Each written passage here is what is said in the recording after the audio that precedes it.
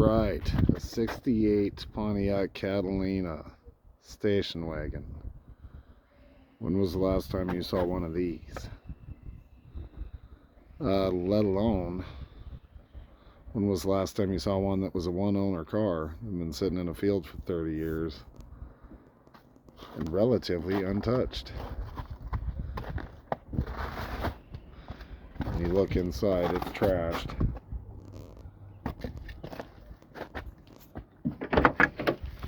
Trashed, and probably, yeah, it tastes lovely in here. Very fantastic. Listen to that. However, I don't think that's supposed to be like that from the factory. Maybe. But here it is.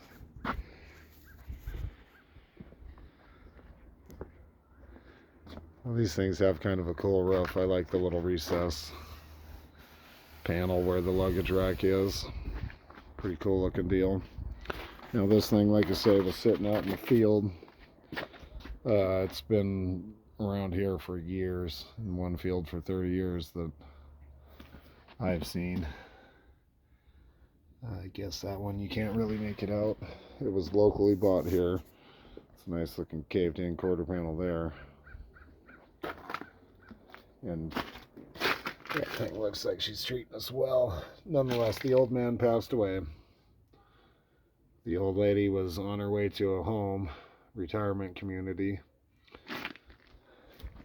Rocker panels are solid though. Fenders are rusted in the typical areas.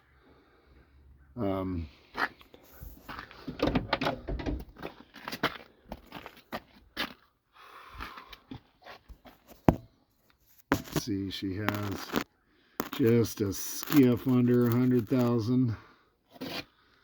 No power options, except the rear window is power. Other than that, no other power options. This thing is untouched.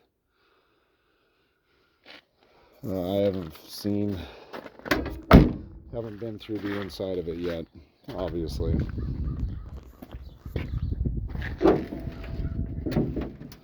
But there's no cut wires or anything under the hood. Everything is untouched, with the exception of the rodents.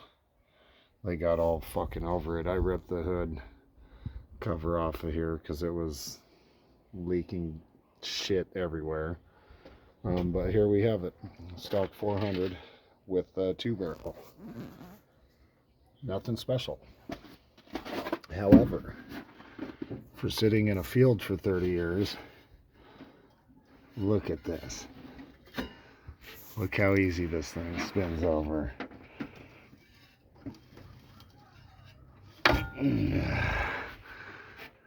I would have expected it to be seized up.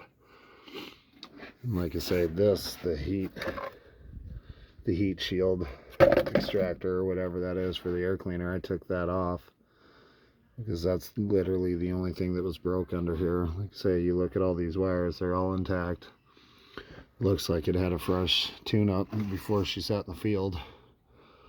Oil's kind of dirty, but not terrible. Could be worse. And the antifreeze appeared to not be horrible either.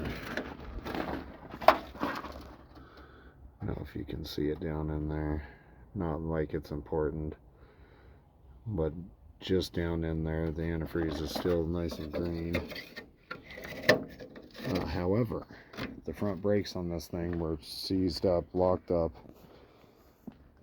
and the wheels were rusted to the hubs, or excuse me, the drums.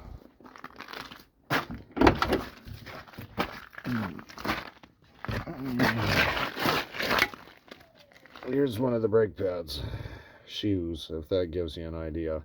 So I'm assuming that's why it hit the field. It's because the brakes were severely gone, and then they were stuck on the car. It was a wrestling match for me to get them apart. But nonetheless, we did it. Store panels. I mean, the interior is shot.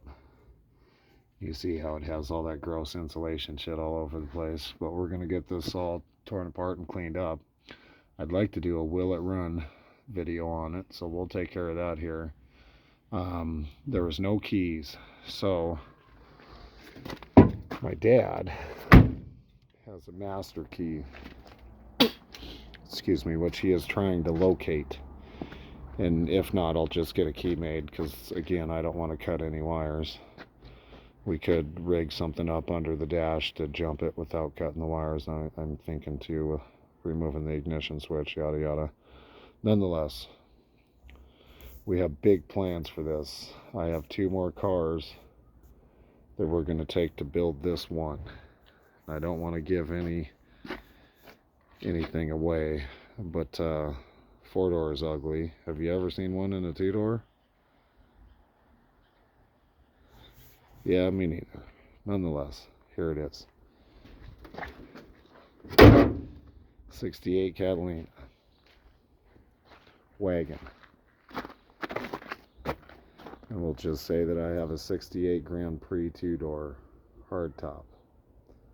I'll give you a little hint. Just keep up on this if you want to see the build. I'm going to try to do something crazy that I've never done before. We'll see how it works out. It's not going to start for a couple of weeks. I'd probably put a month on it. But we'll try to get this thing fired up first.